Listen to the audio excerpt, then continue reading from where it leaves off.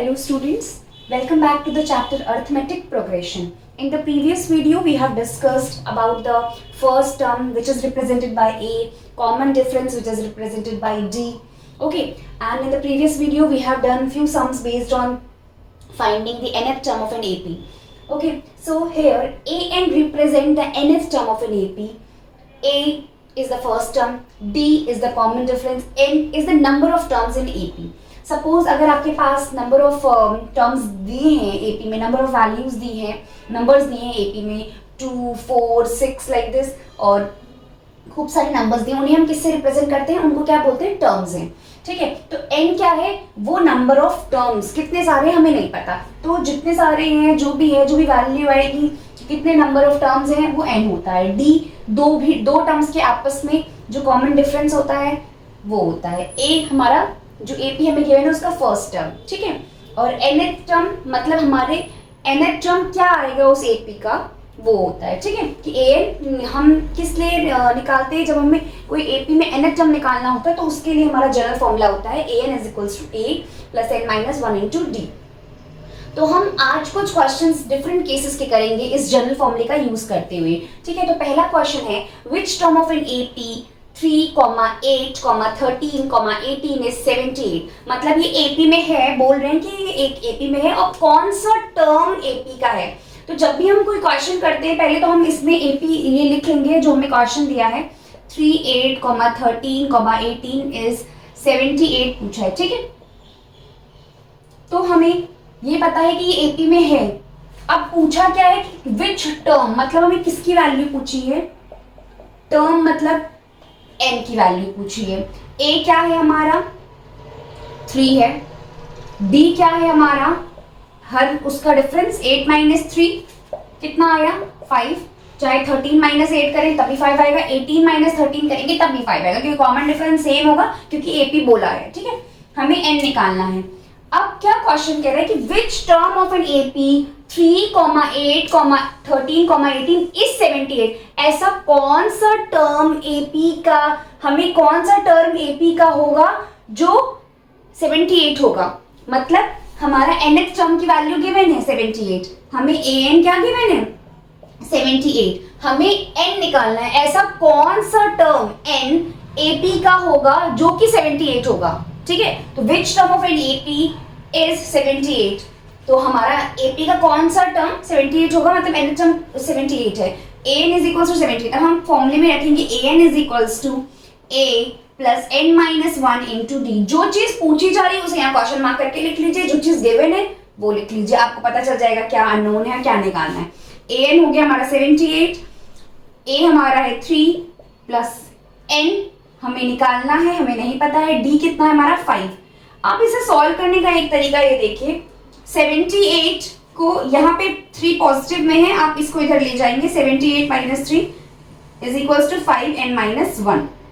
ठीक है, ये खोल के करेंगे तो भी वैसे ही हो जाएगा, लेकिन मैं आपको सीधा सा तरीका बताती हूँ.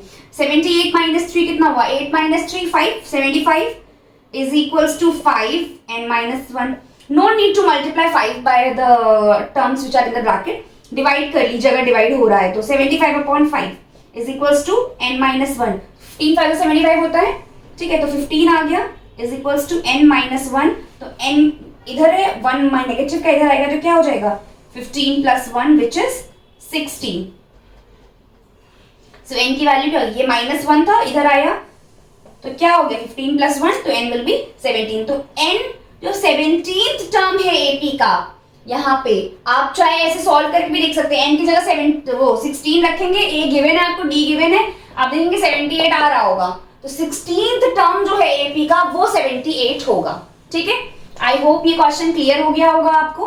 अब आते हैं हम नेक्स्ट क्वेश्चन में, उसपे भी हम एपी का ही यूज करेंगे. नेक्स्ट क्वेश्चन हमारा क्या कह रहा है? Find the 31st term. मतलब 31st टर्म निकालना है, मतलब A31 हमें निकालना है.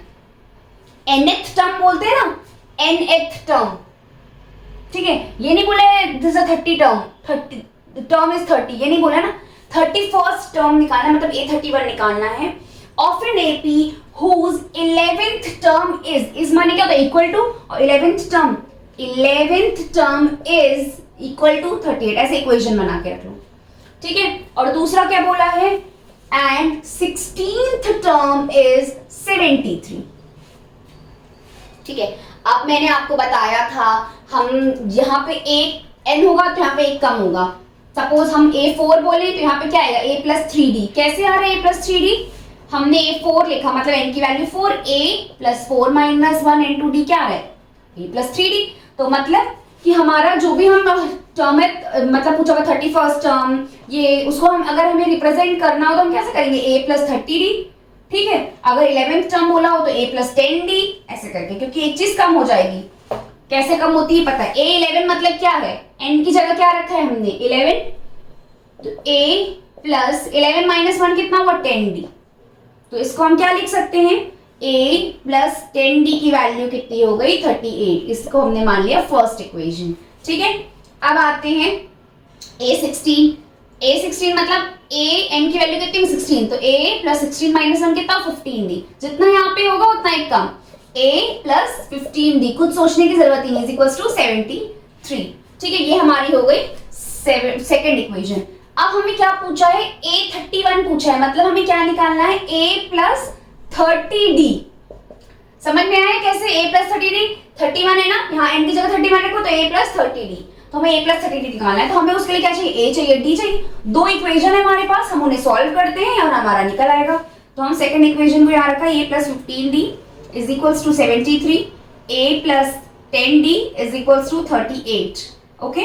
अब हमने सेम साइन थे, मैंने बताया था लीनियर इक्वेशन में हम चैप्टर कर रहे थे, अगर सेम साइन हो, जो भी वेरिएबल हमें एलिमिनेट करना है तो उसके हम नीचे वाली रो के साइन चेंज कर देते हैं, तो a माइनस 15 माइनस 10 कितना हुआ 5d is equals to 13 minus 73 minus 38 करना है, आप यहाँ सॉल्व कर लीजिए, ठीक है। 13 माइनस 8 कितना हुआ 5, और ये हो गया 6 35, ओके। तो d की वैल्यू क्या आई 35 अपॉन 5, 5 7 35, तो d कितना हो गया 7, d 7 निकल गया। अब यहाँ पे हम d रख देते हैं तो हमारा a निकल आएगा, ठीक है, d रिटन,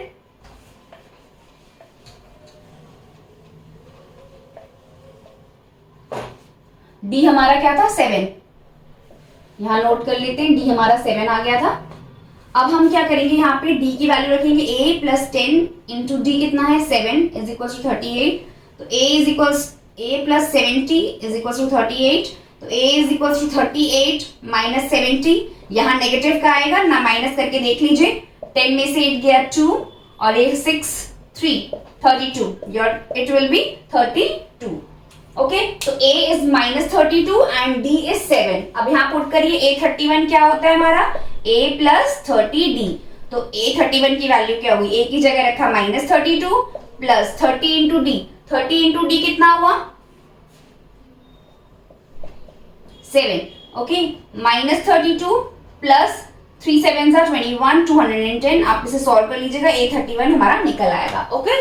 अब हमारी आती है बात थर्ड क्वेश्चन की। थर्ड क्वेश्चन क्या कह रहा है, determine the AP whose third term is 16 and the seventh term exceeds the fifth term by 12, ठीक है। अब ये क्वेश्चन मैं रब कर रही हूं,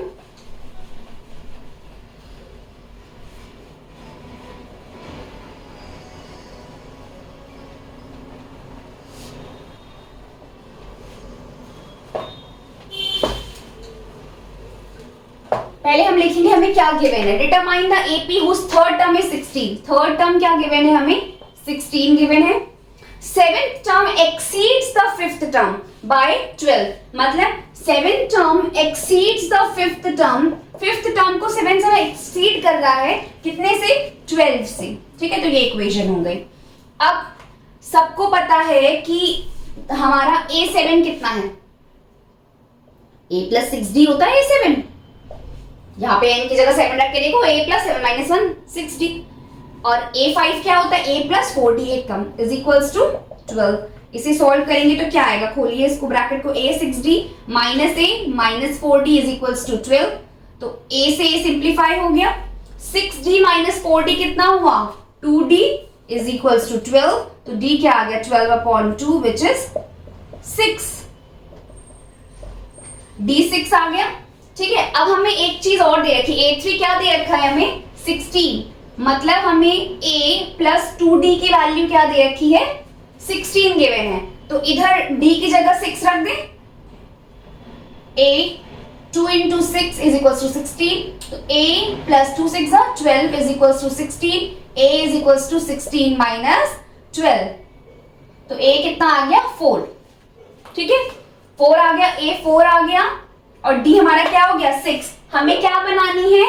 AP बनानी है, तो हमें फर्स्ट टर्म तो गिवन है, a कितना है हमारा? 4, और d कितना है? 6, तो हमें सेकेंड टर्म कैसे मिलता है? a प्लस d, ये a बोल लो चाहे a1 बोल लो, सेकंड टर्म कैसे मिलेगा? 4 में 6 ऐड करो कितना आ गया? 10। फिर अगेन इसमें सेम फिक्स नंबर होता है ना, कॉमन डिफरेंस बोलते थे, तो कॉमन डिफरेंस d है, तो हमने पहले टर्म में कॉमन डिफरेंस ऐड किया 10 आया, फिर दूसरे टर्म में फिर कॉमन डिफरेंस ऐड करेंगे 6, तो कितना आ गया? 16, फिर 6 ऐड करेंगे थर्ड टर्म में, तो क्या आएगा? 22। ओके, तो अब हम माइनस करके भी देख सकते हैं common difference. 10 minus 4 6, 16 minus 10 6, 22 minus 16 6। Okay, तो ये हमारी एपी हो गई। ठीक है, तो आई होप ये क्वेश्चंस आपको क्लियर हो गए होंगे एपी के, ऐसे ही टाइप के क्वेश्चंस आएंगे एनएफ टर्म के लिए। ठीक है, I hope you like this video. If you have any doubt regarding the questions which are based on nth term of an AP, you can mention me in the comment section. Okay, कोई भी doubt हो आप मुझे mention कर दीजिएगा, और उस question पे बेस्ड मैं एक वीडियो आपको बना के दूंगी। ठीक है, ओके, थैंक यू।